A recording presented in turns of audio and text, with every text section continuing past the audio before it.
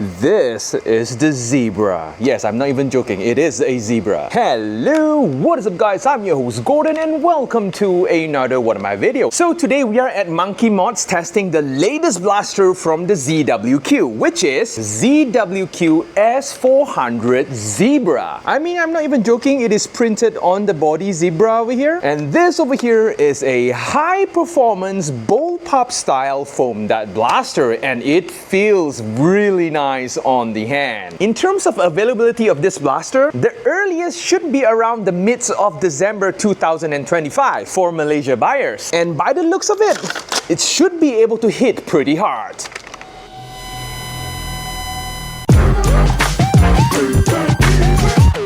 Okay, first look at the blaster. As you can see, the overall aesthetic of the blaster is definitely one of the Lynx inspired blaster, I would say. And take a look at the color combination. The orange and black just make this blaster look so nice. This blaster comes with a lot of colors, by the way, but I personally like the orange. It also comes with something like a gray, transparent, and a white color, if I'm not mistaken. But again, I really do love the orange color over here. The moment when we hold the blaster on hand, immediately we kind of felt some weight to it, but it is not too heavy because of the PC construction. There is a combination of nylon, such as the pick rail at the top and the pick rail at the side, including the pick rail at the bottom over here for your nylon grip, as well as the main grip, which is made out of nylon. Overall, I would say there is no plastic squeaking noise, which is nice. Most of the internals is made out of metal, which is even nicer. And the air volume of this blaster is around 130 cc. No joke, this should be able to hit super hard, and rumors say that this blaster can go around 300 FPS. Personally, I am a very big fan of the raised Picatinny rail over here, so that every time when I'm trying to wear a very thick goggle or a very thick airsoft mask, I would say, I can pretty much aim properly without actually hitting my scope. And the buttstock over here is rubber padded, very nice to shoulder, but it is a little too short for me. I'm hoping for another extra 2 inches, which makes it perfect. It comes with ambidextrous safety, which is nice, and there is a tiny little window over here to check on your darts for both sides, ambidextrous, which is nice, and the mag release lever over here is one of those ambidextrous type, which is also nice. And speaking about mag, this blaster can take a ZWQ Talon mag, which is something like that, and a full-length magazine from ZWQ. But out of the box, you will not be able to put in a worker Talon or a unicorn Talon unless you shave off the ribs internally. But fortunately, Monkey Mods is on its way developing its very own adapter so that you can put on any Talon mag, which is nice. But with the ZWQ Talon mag, you can use it in any blasters. In terms of sling mounting point, we got a sling mounting point at the back of the blaster. We got another sling mounting point at the body over here, which is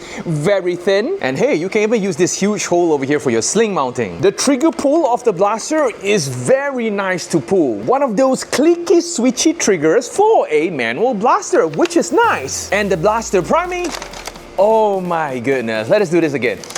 Holy moly, super smooth, all thanks to the palm wheels, which is located inside the blaster to slide around. Oh yeah, and one more thing that I actually noticed regarding the priming of this blaster, if you're actually one of those people who hold your blaster like this, there is a potential for your thumb to hit the trigger guard, which looks a little bit something like that. Yeah, see that? Let us check out the air seal, by the way. Holy moly, I would say this is a perfect air seal. A metal threaded barrel for you to swap out barrel on the fly. You can even use a worker barrel if you wanted to. And speaking of swapping springs for this blast over here is actually quite easy. Let me show you guys. First, remove the grub screw at the top and push away the top metal bar. Unscrew both of these screws at the front at both sides of the blaster. And then push out the pin. Be careful when pushing out the pin. The whole priming piece might short out if you are not careful. Remove the entire priming mechanism and you will see the spring seated at the designated spot. And there you go, you can change out the spring. After that, just put everything back together and you are good to go. And I do really appreciate that this nylon piece of plastic over here, which actually fits in the blaster body very snugly to actually prevent the barrel from wobbling. Overall, I would say other than this being a very good looking bullpup blaster, it is a very simple blaster, I would say. The entire mechanism very straightforward, and of course, without further ado, let us move on with the testing, guys.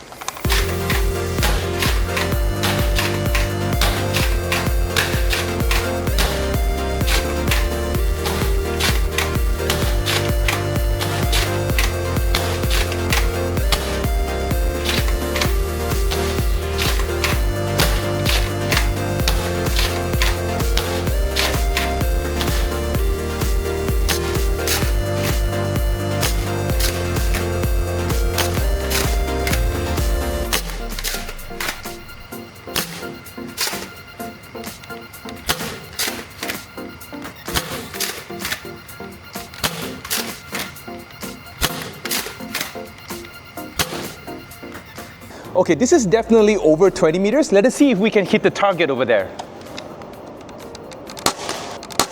Holy moly!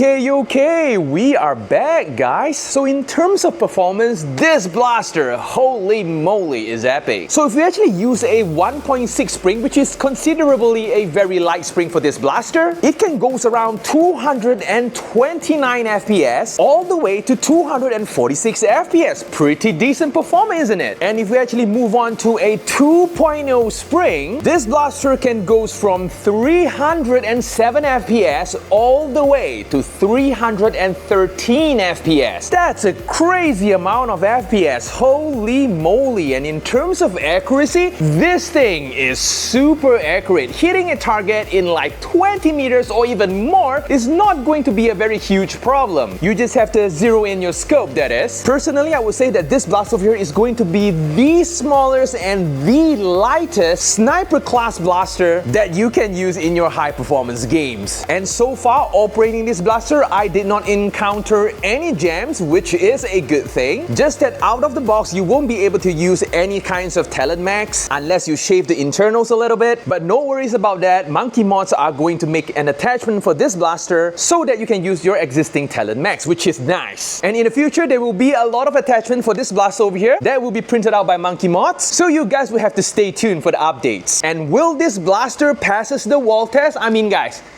take a look at this. Take a look at this, guys. Will this pass the wall test? Definitely this blast over here will pass the wall test with flying colors. So yep, that's all for today, guys. If you guys like this video, feel free to smash on the like button, click on the subscribe button as well as the notification bell. So yep, Gordon's checking out and I'm going to see you guys in the next video. Adios, guys!